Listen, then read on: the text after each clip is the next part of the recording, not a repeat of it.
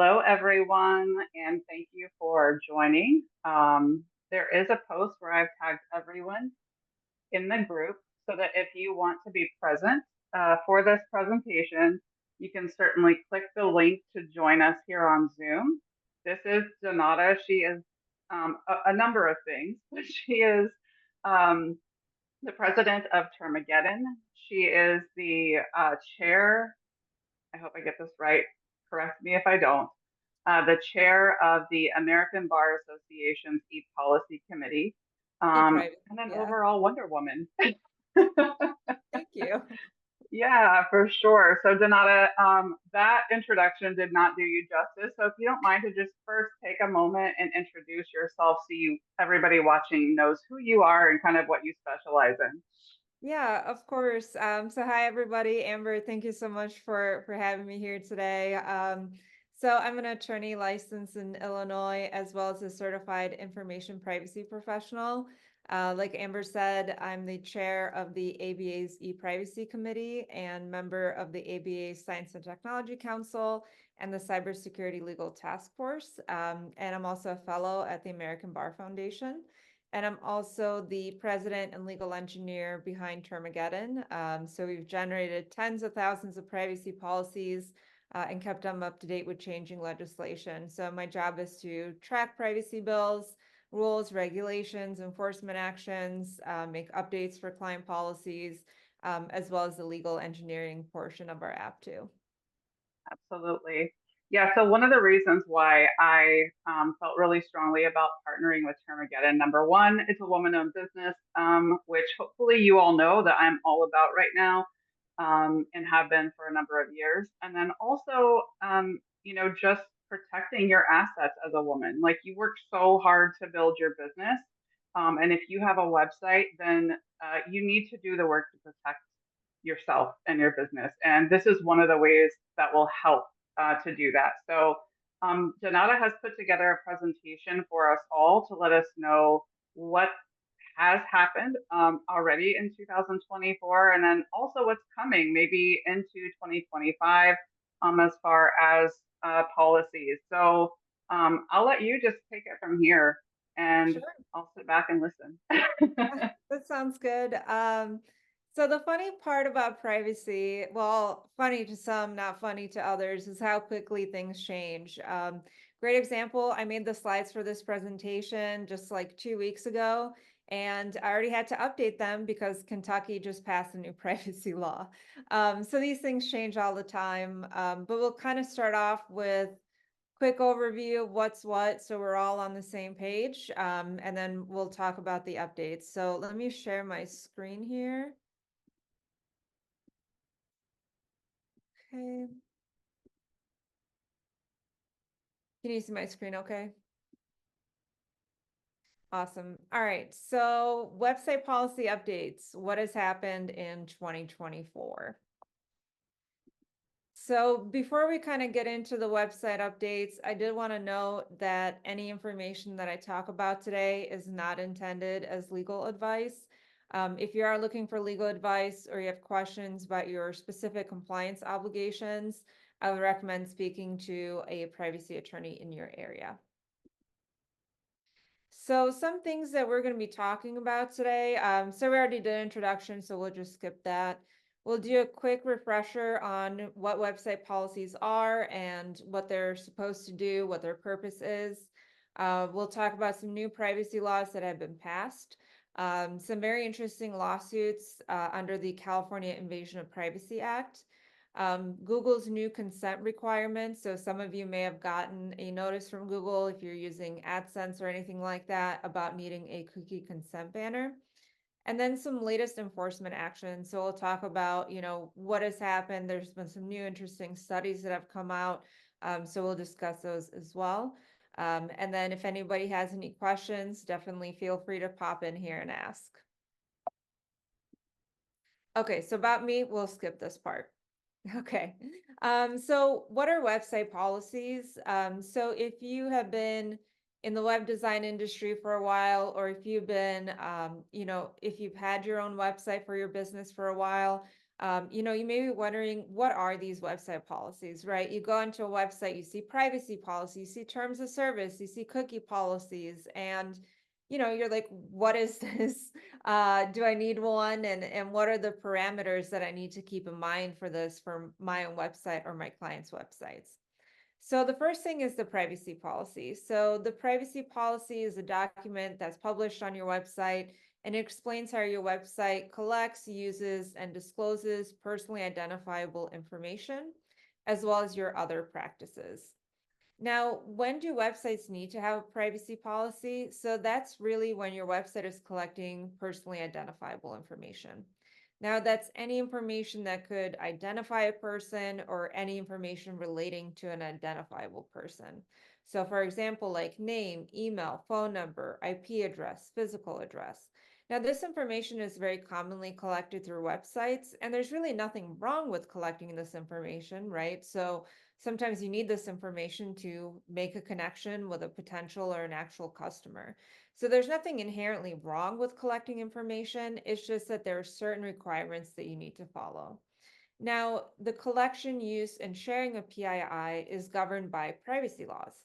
And these privacy laws have a set of requirements. So, for example, you may be required to have a privacy policy, or you may be required to offer consumers certain privacy rights, like the right to delete or the right to opt out of targeted ads or anything like that.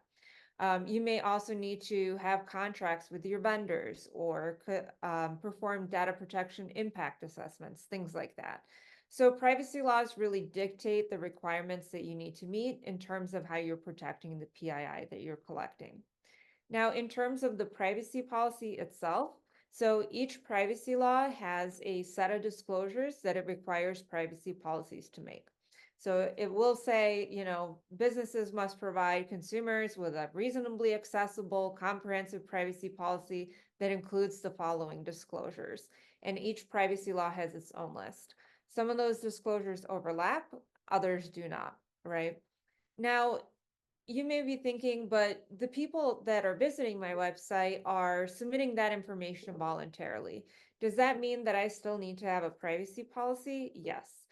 So it doesn't matter that the consumer is choosing to provide you with that information or that they are, inputting their information onto that form themselves. That part doesn't matter. It's just the fact that you're collecting that information in the first place. Same thing here. We've heard some business owners are saying, well, I have a contact form, but I don't really use that information. I don't share it with third parties. I don't sell it.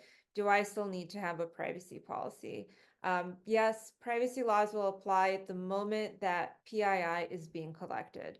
So it doesn't matter if you use it, share it, sell it, anything like that. It's just the moment that you collect PII, that's when privacy laws will start applying to you. Now, what is a cookie policy and consent tool? So these are actually very, very misunderstood policies because they're relatively newer, right? So we've had privacy policies and terms of service and stuff around for a long time. Cookie policies and consent tools are relatively newer. So cookie policy is a document that explains the cookies that your website uses, including their classification.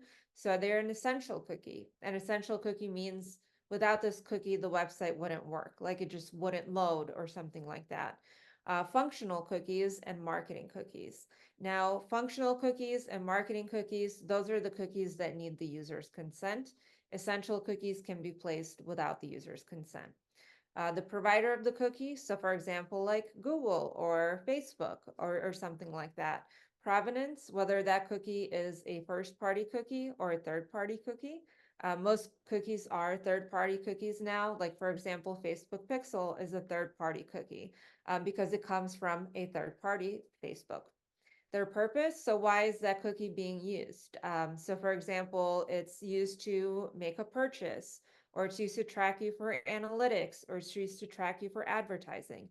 And then duration, how long that cookie will stay on the user's device. So some cookies stay on the user's device for like an hour, and others track a person for 6 months or more. A cookie policy will also explain how people can choose what cookies are placed on their device. So how to make your cookie selections. Now, a cookie consent tool is that banner pop-up that everyone on earth, including myself, absolutely hates. It appears on your website and it asks people to consent to the placing of certain cookies on their device, meaning that it needs to control all of the cookies on your device and will on your website. So we'll talk a little bit about the guidelines when it comes to the cookie consent tool in a minute. But there are a variety of different privacy laws that require you to have a cookie policy and consent tool if those laws apply to you. So, for example, you have the e-privacy directive, you have GDPR, UK DPA, California Privacy Rights Act, California Invasion of Privacy Act, PIPETA, and Quebec Law 25. So this is why it's really important to figure out what laws actually apply to you, because each law has its own set of requirements. So for example, if these laws don't apply to you, you may not need to have a cookie consent banner and you may just not have one, which would be awesome. Like everybody strives for that, right? Or if certain privacy laws apply to you, your privacy policy needs to have one set of disclosures versus if other laws apply to you, needs to have another set of disclosures. So that's why it's really important to figure out what laws apply to you because that's what dictates your compliance requirements. Now, if you're saying, oh my gosh, that sounds absolutely terrible, I have no idea how to figure out what laws apply to me, I think it's important to remember the fact that privacy laws protect consumers and not businesses. So that means that you can be subject to the privacy laws of other states or other countries. So, great example here, PIPETA, Canada's privacy law. We're a business located in Illinois. I've never set foot in Canada, unfortunately. I'd love to go, never had the chance though. But since we are collecting the personal information of residents of Canada, we're subject to PIPETA. So you need to figure out, whose personal information are you collecting? Where do you do business? Where are your customers located? Who are you tracking online through features such as analytics, cookies, tracking pixels, things like that. On our blog, we actually have an article that lists all the laws that we cover, and it has all of the different conditions to figure out which laws apply to you. In addition, in our privacy policy questionnaire, the first set of questions will actually help you figure out what laws apply to you there as well, so that it's not as difficult to determine this. Terms and conditions, also called terms of use, terms of service. So that's a statement that details the rules of using your website and can help you limit your liability as well. Now, there are less laws that apply to terms and conditions, but generally you would want to keep in mind the contract laws of your country, the consumer protection laws, and automated subscription renewal laws. Great example here. So if you're offering automated subscriptions, so subscriptions that renew automatically, there are laws that govern this. So for example, California has a law that says that if your terms of service don't make certain disclosures to consumers, your automated subscription is actually void. So if you don't provide those disclosures, that means that all of the goods and services that that consumer received through the subscription will actually be considered a gift to the consumer, meaning that they get to keep the goods and the services and you have to give them a refund. So, this can be very financially detrimental. Same thing to here as well, there are United Nations rules on contracts. So if you're selling internationally, so for example, I'm a business in Illinois and I sell to people in Australia or I sell to people in Canada, certain rules will apply unless I specifically say that they don't apply. So for example, by default, I would have to offer refunds and cancellations and things like that. But if as a business, I don't want to offer that, I don't have to, but I have to specifically say that I won't in the disclaimer. I'm sorry, in the terms of service. So terms of service, those things will depend on what laws apply to you. So like consumer protection laws, contract laws, automated subscriptions, and your business practices. So for example, if my website has e-commerce, I want to tell people about refunds, returns, cancellations, advance payments, deposits, things like that.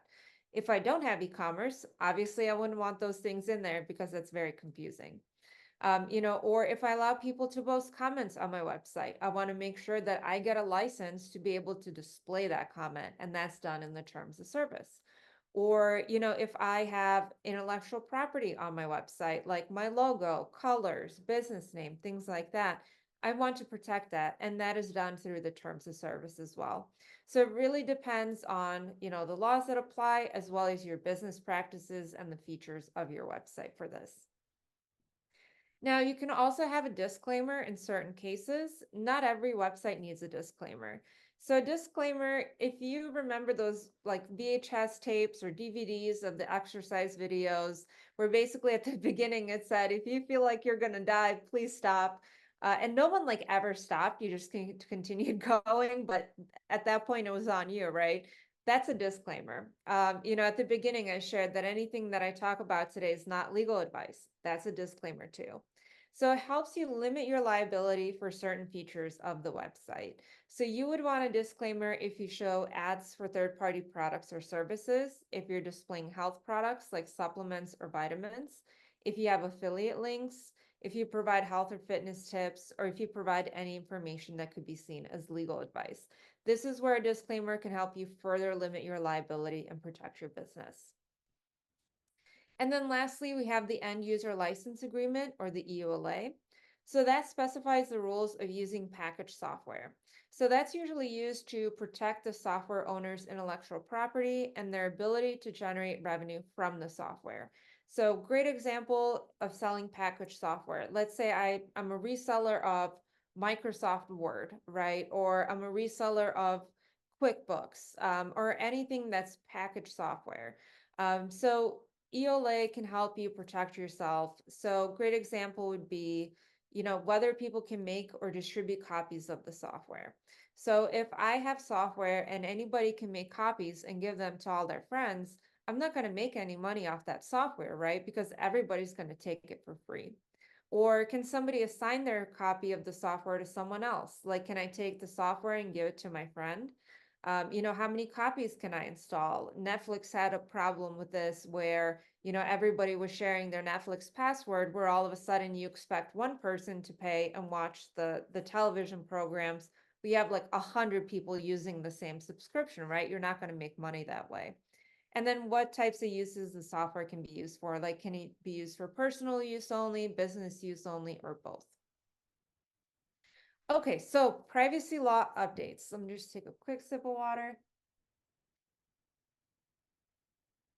All right. So I know we kind of talked about these updates being for 2024, but I did want to note some things that happened in 2023. So we had 6 new privacy laws that went into effect. We had the California Privacy Rights Act, which amended the California Consumer Protection Act. We have the Virginia Consumer Data Protection Act, Colorado Privacy Act, Utah Consumer Privacy Act, Connecticut SB 6, and then Quebec Law 25. So we had 6 laws go into effect in 2023.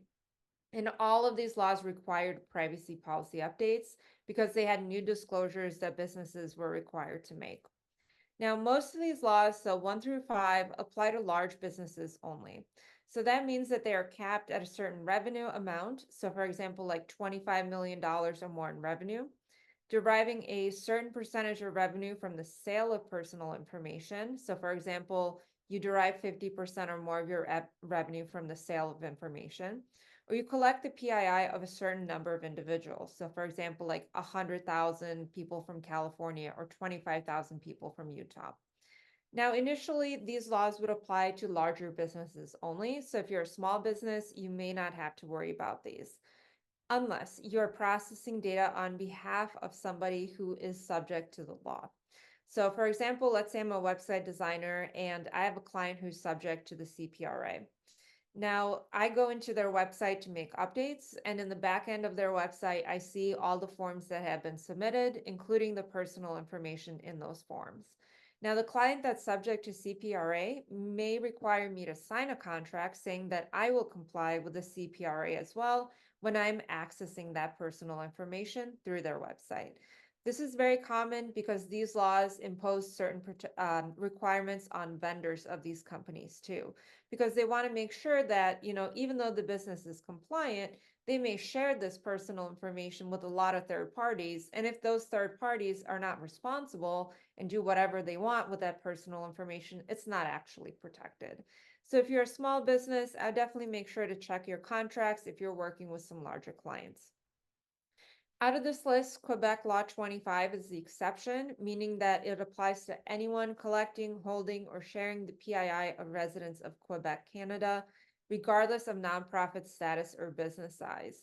This is a big change for Canada because previously Canada had a federal law, which is PIPETA, obviously still in effect, but that applied to for-profit businesses only. So now if you are collecting the PII of residents of Canada, or Quebec here specifically, you would need to worry about this privacy law, even if you are a nonprofit, whereas before you may not have had to worry about Canada's privacy laws. Now that means collecting PII through anything. So if residents of Quebec can visit your website and be tracked through Facebook Pixel, that's something that you would need to be aware of because Facebook Pixel collects PII. Or residents of Quebec submit their information on your contact form, or they subscribe to your email newsletters or something like that as well. Now we have 3 new privacy laws that will go effect in 2024 in Oregon, Texas, and Montana. And then we have, sorry, this was meant to say 7. I added Kentucky and forgot to change the number. We have 7 new laws that will be going into effect in 2025 and 2026.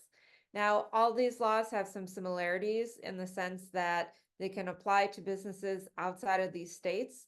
And they all require you to have a comprehensive privacy policy, and they all can issue high fines for noncompliance. So privacy law fines start at $2,500 per violation, which means per website visitor whose rights were infringed upon.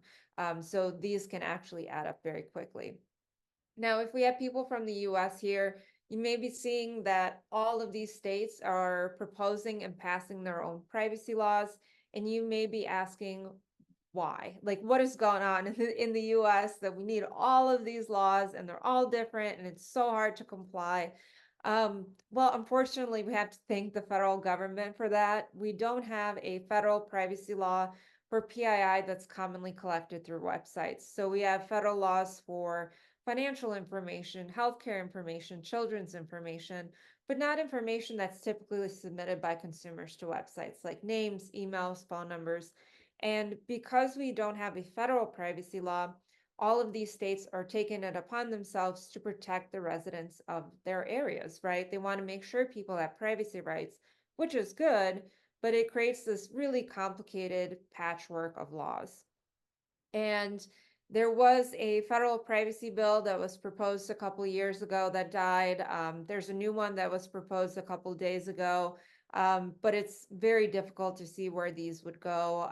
So usually people on the Hill are saying, well, don't know. It's difficult to say whether we will get a federal privacy law in the US in the next couple of years.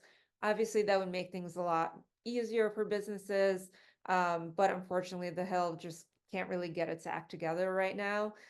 So fingers crossed, but we'll see. But for now, we do have to deal with all of this.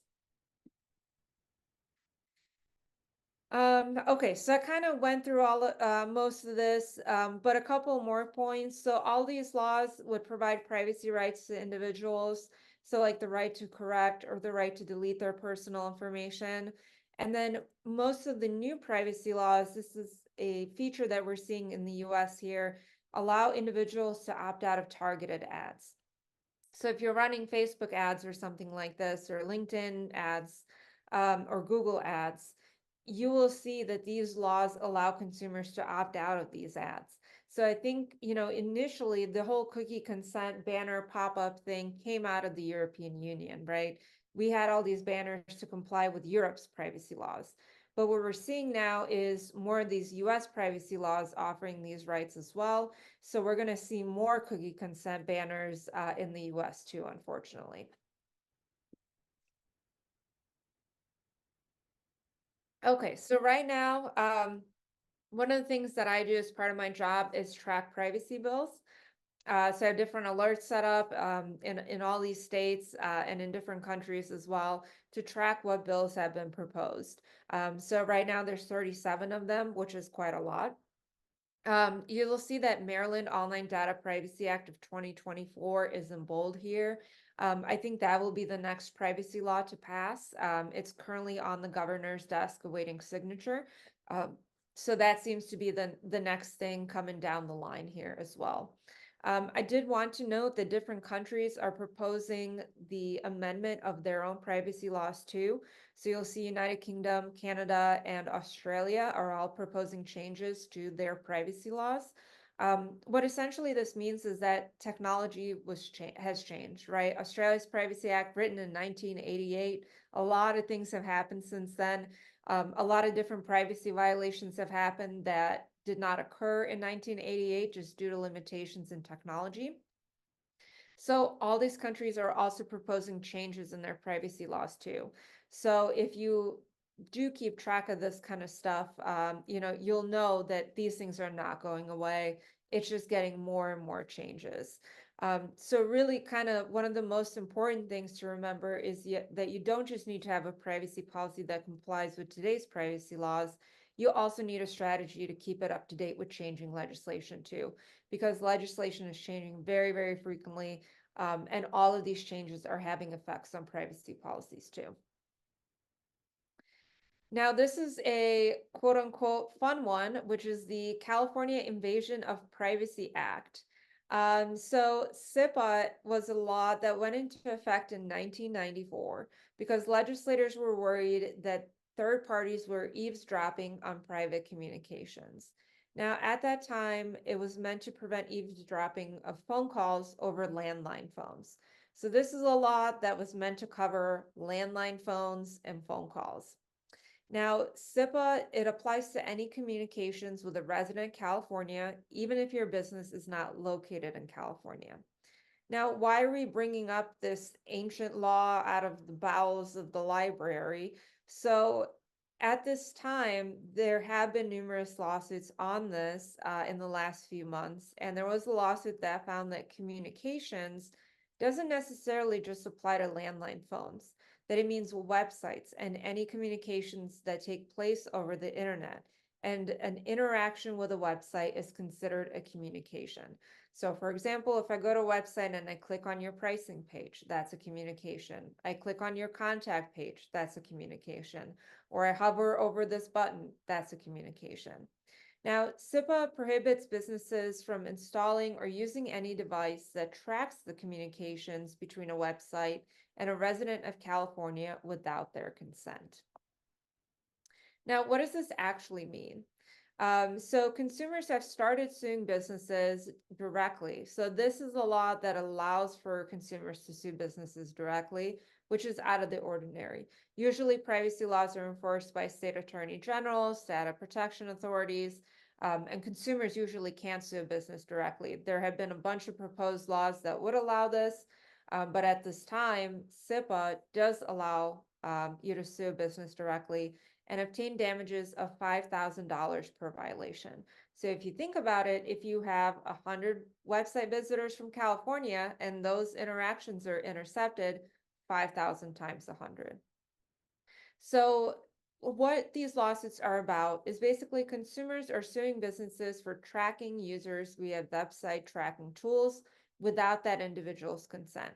So what are website tracking tools? So use of chat features that allow for the recording and creation of transcripts, use of software that identifies consumers, gathers data, and correlates that data through device fingerprinting, session replay software, tracking pixels, and analytics software. So these are the types of things that are getting website owners sued under SIPA.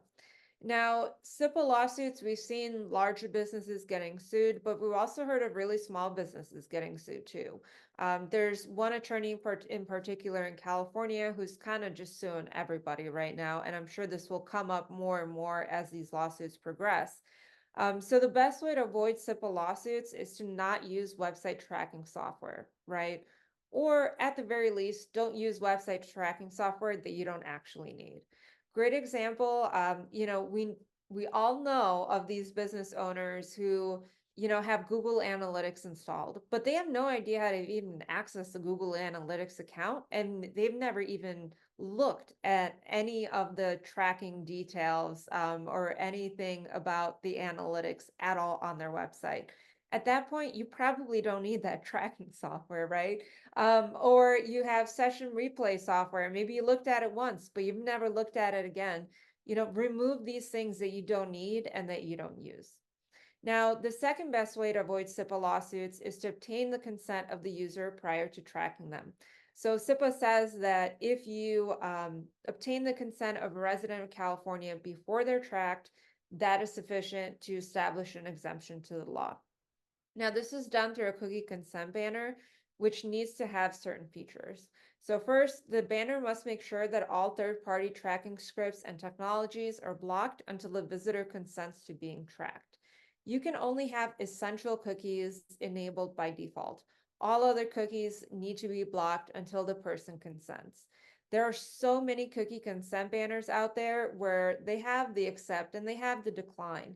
But if you actually look at your cookie list, you're tracked before you ever even click anything on that banner. Or if you click decline, all the cookies are still applied. This is not good. It should have an accept and a decline button. So if your cookie consent banner says, by using this website, we're assuming that you're okay with us tracking you by cookies, and then they just click okay, that does not qualify as consent. It needs to have an accept and a decline button. If a user clicks decline, then they should not be tracked. So if I go to your website and I click decline, Facebook Pixel should not fire and it should not track me. Accept and decline should be given equal prominence. So sometimes on websites, you'll see this huge, beautiful green accept button, and then this like tiny, tiny baby decline button that nobody can even see. They should be given equal prominence. You should be using the same colors on both.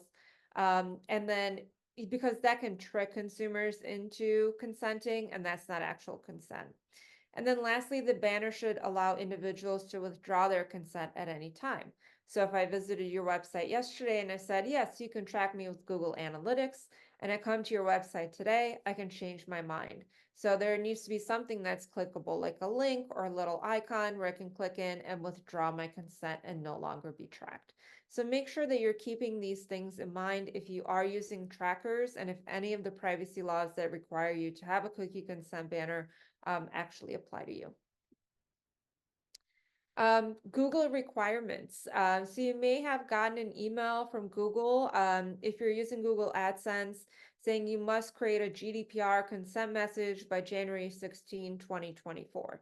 And they said that if you don't have this, Google AdSense ads will stop showing and you will not receive AdSense revenue from the European Union or the United Kingdom. Now, this may be kind of confusing as to where this change is coming from. And this change is coming from the Digital Markets Act. So this is a law that went into effect in 2023, and it regulates gatekeeper platforms. So really large platforms that offer a lot of different services and a lot of access to personal information to businesses like Google and Facebook. And the purpose of the DMA is to make the digital economy more fair. So the consent portion of this is just like a tiny, tiny part of it. There are other things here. So for example, like Google cannot place its products on advertising above the products of other people. It can't restrict access to small businesses. It has to tell small businesses exactly how ads are performing so they get a better understanding of where they're spending their money, and they have to port that data over to another provider. So really the purpose is to make the digital economy more fair for consumers and small businesses. But a small requirement of the DMA is that people must provide consent to being tracked for advertising purposes. So Google Analytics and Google AdSense and Facebook, they basically took that to mean that their customers, so the people who are using their advertising platforms, so like small business owners running ads, need to obtain consent prior to tracking their users for ads because Google and Facebook don't want to be fined themselves. So this requirement that was originally meant for really, really large businesses is now applying to small businesses because of their interpretation of this. But basically what it means is that if you are using these services, you need to have a Google certified cookie consent banner. And Google has a bunch of different consent banners that it has certified. The Termageddon user-centric banner is Google certified. And the banner must meet GDPR requirements. So the requirements that we just discussed for SIPA, essentially the same thing, right? So you must make sure that you have this cookie consent banner on you, on your website, or Google AdSense can shut down your account. Privacy enforcement actions and other random things, random news that I think would be helpful to talk about. So Yahoo was fined 100 million euros for cookie consent violations because they placed over 20 cookies on a user's device without their consent and made it difficult to withdraw consent. So those different cookie consent banner requirements that we talked about, so place cookies without consent and made it hard for people to say no once they've already consented. The California Attorney General has issued privacy law violation notices to businesses for violations of the CPRA because they did not allow users to opt out of the sale of their personal information. Now, CPRA offers the right to opt out of sales of personal information. Some businesses have failed to implement that, so they have gotten violation notices. Sephora was actually fined over $1 million for a violation of this because their privacy policy did not say that they sell personal information. The UK Information Commissioner's Office sent a letter to the top 100 most visited websites in the UK, telling them that their cookie consent banners are not compliant with UK laws. Now, this is through a variety of different violations, like not allowing accept and decline, or not giving equal prominence to these, or not actually controlling cookies. So after this letter was sent, they will be commencing enforcement actions and issuing fines for violation. In the European Union, people have the right to obtain a copy of their personal information that businesses hold about them. There was a business that tried charging an individual for a copy of their PII. Really interesting kind of tidbit here is that the individual was going to use that PII to sue the business. So what happened was, I think it was like a dentist's office or doctor's office or something like that. And they did something where the individual was injured and they wanted to get a copy of all the procedures that they got. And the business said, well, we'll charge you money to do it, because they knew that it was going to be used for a lawsuit and they were trying to deter that lawsuit. Well, it went all the way up to the Court of Justice of the European Union, and it ruled that individuals had the right to a free copy of their PII. So you cannot charge people residing in the EU to obtain a copy of their PII. Pew Research, really interesting study that came out. So that study found that 81% of US adults are concerned about how companies use their data that the companies collect about them. So this just shows that people are really concerned about their privacy, and they are willing to take actions to protect their privacy as well. In Sweden, the Data Protection Authority fined an insurance company 35 million over privacy violations because the company sent a potential customer an email with links that allowed that potential customer to access the information of other customers. So you can just see how quickly these privacy violations can happen. They can happen accidentally. This is why it's important to train your employees on, proper data management practices, because these things can happen. Italy's Data Protection Authority fined a marketing company 300,000 euros for using dark patterns. Dark patterns are basically design choices that trick a consumer to take an action that is not in their best interest. So for example, like when you have a really large accept button and a tiny decline button, that kind of forces the user to click accept and tricks them into it. But basically what this company did is that they used dark patterns to entice users to consent to marketing. So they basically trick people into consenting to marketing where normally they may not have done that. And then lastly, the Australian Privacy Commissioner published a study that after quality and price, data privacy is the third most important factor to individuals when choosing a product or service. So I think this kind of shows that privacy can actually be a competitive advantage for businesses. I know that most businesses choose to comply with privacy requirements in order to avoid fines and lawsuits, which is obviously something that everyone should do. But I think it's also important to note that people are starting to care about their privacy, right? It wasn't like, 10 years ago, nobody really cared about any of this stuff. But now people go into a website, they see what trackers are on the website, they read the privacy policy, and they make decisions based on that. So make sure that your website shows to people that, you're taking their privacy seriously, because that can affect customer relationships, whether or not somebody submits a form, if they sign up to your newsletter, or even if they buy from you. So terms and conditions. There's a new law governing subscriptions. So if you remember, we just talked about California's automated renewal law. Utah's governor signed something similar, HB 174. It will go into effect in January 1st, 2025, and will apply to subscription contracts. So you'll need to provide certain information to consumers if you are selling subscriptions in Utah. So the renewal date, the renewal cost, how people can cancel the contract. If you offer trial period, you must provide consumers with the expiration date of the trial, the price that they will be charged, and then options for canceling the contract too. And then there are pretty heavy penalties for this too, actually. So any company that fails to comply, the fines are up to $2,500 per violation. At this time, we don't really know what per violation is, whether that's per subscription or per renewal. So, for example, if I sell one subscription to someone, is that one violation? Or if I sell a subscription that renews 3 times before that customer contacts me, is each time a violation? So we don't really know that yet until they issue regulations or guidance, which will happen closer to the effective date. What's interesting is that companies can also be subject to a civil lawsuit brought by the Division of Consumer Protection of Utah. And then the lawsuit can force a company to return any money made from the subscription back to the customers. So let's say you made $5,000 out of subscriptions, you would have to return that $5,000 to the consumers as well. And then the consumers don't have to like return the goods or the services that they got in exchange for that subscription, which is very similar to California in the sense that it would be considered like a gift to the consumer.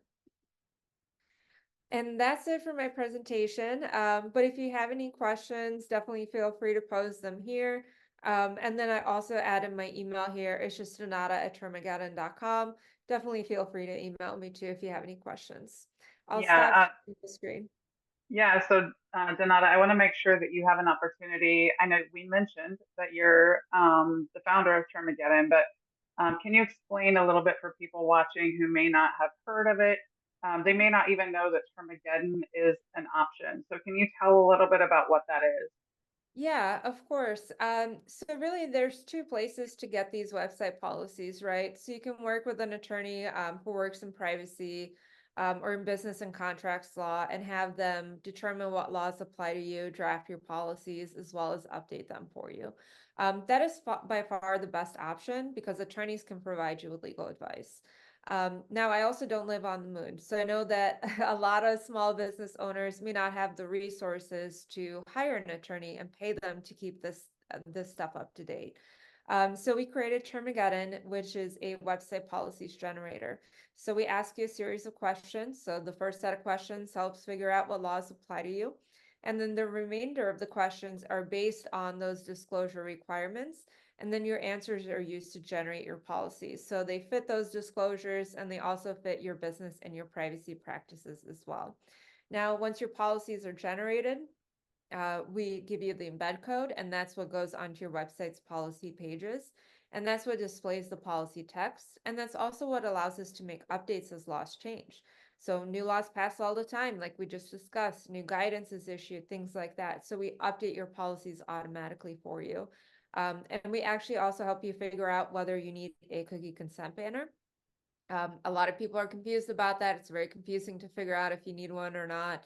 But if you do, you can also activate it within your Termageddon account as part of your license too. Wonderful. That's one of the things that I love. I get emails from them fairly frequently because updates happen all the time, just saying, hey, heads up, we have a new update that you need to be aware of. And also, don't forget to go answer some questions to make sure that your policies are up to date. So Yeah. it's just, it's really, the word that's coming to my mind is mindless. I don't have to think about it, right? They do the thinking for me. I, take a couple of actions and maybe 10 minutes, and all of a sudden, my policies are back up to date. And so it's amazing that this is a service. And one of the things that I love about them in particular is they're the most comprehensive auto updating policy generator available right now. And so that's again one of the reasons why I chose them to partner with for people that are in this group, for women specifically. So if this is something that is of interest to you, I am an affiliate of Termageddon. I have been for, gosh, I think like 3 or 4 years now.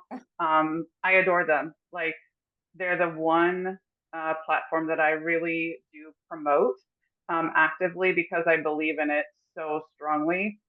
So I will post the link. I do earn a commission. That's my disclaimer. Off of anyone who purchases using that link, that you do get a significant discount, which is really nice. And it's affordable. That's the other thing. Termageddon is like, I was like jaw dropped when I saw how affordable it was. So definitely take a look. I'll be sure to post the link both below this live and then in the days to come as well, because there's more education to share. Donata really just hit the tip of the iceberg. So Yeah. Michelle, Oh, Michelle sorry. joined us. I just want to say thank you, I Michelle, for joining us.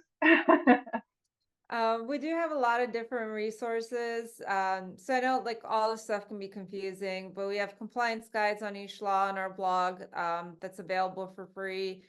We have our global privacy bill tracker. We have state privacy bill trackers. We have answers to like commonly asked privacy or website policies questions. So we do have a lot of resources too. Absolutely. Michelle, do you have any questions for Donata before we wrap things up today? I do not. I'm still new at everything and just got a website going, and I Okay. do have an attorney that put the preliminary privacy laws in for my website, but I like this concept of it being updated uh regularly and so forth, or as needed for my location and stuff. So it sounds amazing. Yeah, Awesome. so if I can give you like one piece of advice is like if you are working with an attorney, you should ask them like, hey, do you update these policies and what is the cost for the updating too? Because they, some lawyers do that. Other lawyers just provide the policy and don't update it. But it's always good to know the cost beforehand too. Thank you. Mhm. Awesome. Well, Donata, thank you so much for your Thank you love for it. I love having me. spending time together. Yeah, it's been a joy. So thank you all for watching. And like I said, I'll be dropping that link below. And again, just thank you for your time. And I'm sure we'll see you again next year because I like to do these every year just for the update. Yeah, that sounds great. Would love to do that. Awesome. Thank you. Very good. Thank you, everyone. Bye. Bye.